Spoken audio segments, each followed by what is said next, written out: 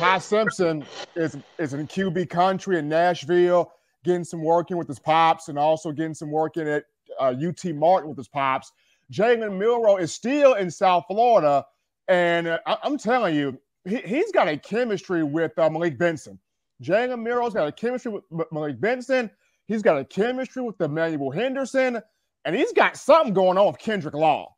I mean, Milroe and Kendrick Law got something working in there too. And I'm just saying, if he comes back in here fall camp and just shows everybody that passing is just even more accurate than what he was doing in the spring, dude is dangerous. I want to interject this too. I believe what Jalen Milroe is doing right now, his summer going into the fall, is going to win him that job. I really believe that.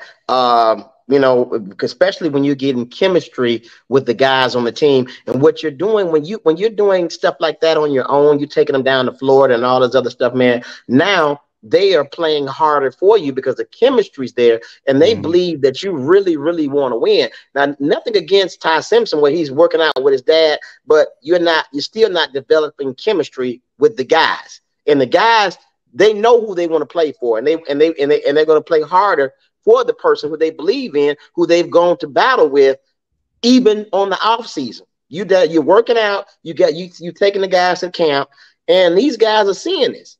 You look at the work that Jalen Milroe is putting in the summer and in the spring, it mirrors exactly what Blake Sims did in 2014. Yeah, to a T. 2014, Blake Sims did not have the best spring game. If y'all remember, he had 3 picks in the spring game, including the pick 6. And people wrote Blake Sims off and said, hey, this is Coker's team here. Blake went off to Texas in the summer. He went to Texas. He went to Florida. He went to California. I think he went to 3 to 4 places and took receivers with him, Amari Cooper in particular.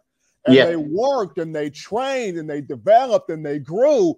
And then when Blake came back in August, completely different player. Right. And Lane Kiffin got with him. And Kiffin's like, Nick, we're going to roll with Blake Sims. And we saw what happened when Blake went to that offseason work, and Jalen Milroe is doing the exact same thing here. What's not being mentioned is also the communication amongst the whole offense. Being that Tommy Rees first year as the offensive coordinator, there's film sessions being sent out across the team messenger board. That guys are actually getting together and studying, film from last season.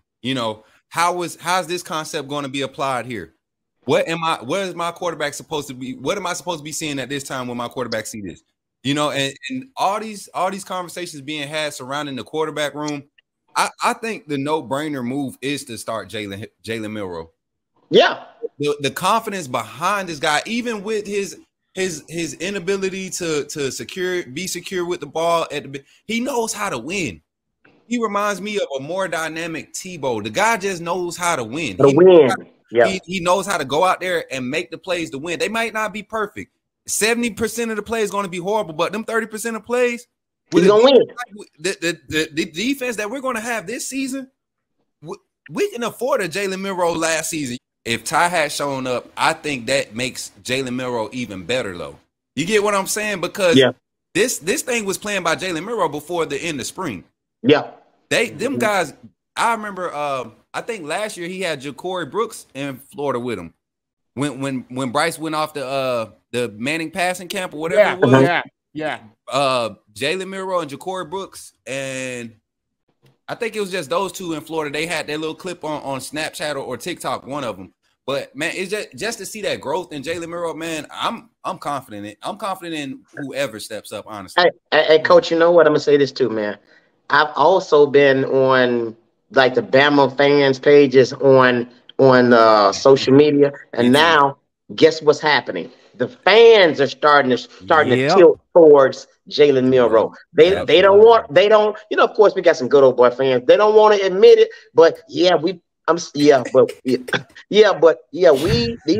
to tilt because they're seeing his work ethic. They're seeing his work ethic, and that's what it is. I think the one thing, if I was Milroe, he'll probably do this or probably won't. But I would love to see him make a phone call this offseason to Jalen Hurts and kind of have that conversation with him, like, bruh, you know, how did you handle it? You know, what did you do? What made you better? Or pick up the phone, call Blake, when you went through your time, you know, what motivation did you take? What advice can you give me? And write all that stuff down. Like, I would have a conversation with Blake Sims and Jalen Hurts before the summer is over. Personally, I think he's already done it.